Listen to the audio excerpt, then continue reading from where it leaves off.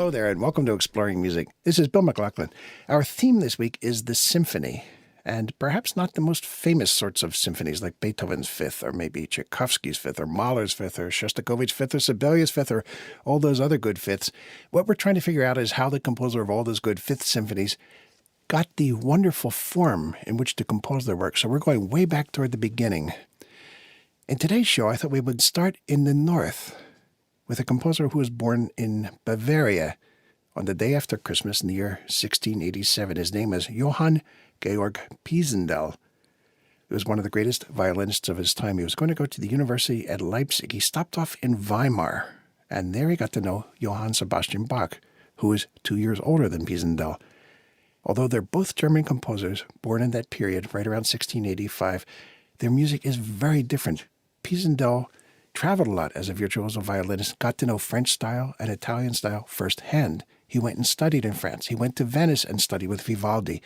So let's examine the way Pisendel is making his symphony, which is rather more modern than the music of J.S. Bach.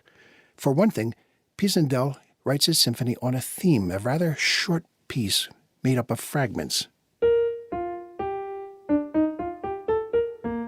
That's the theme of Pisendel's Symphony in B-flat, and he immediately repeats it and then sets off on his merry way. Let's listen in for about 30 seconds or so, and we'll hear something that's extremely important.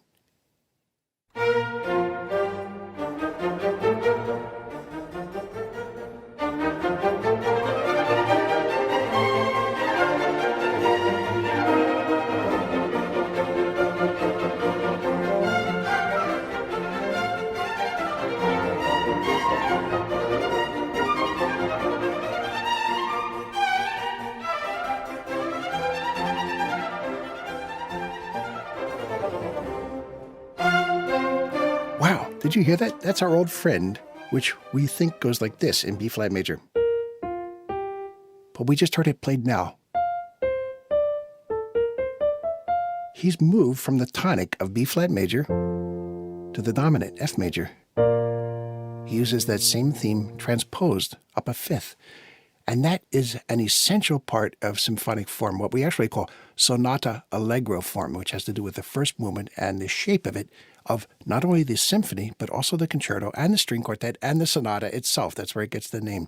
This movement from the first note of the scale, up 5 tones, to the dominant, and then pretty soon, since you've gotten there, you have to come back.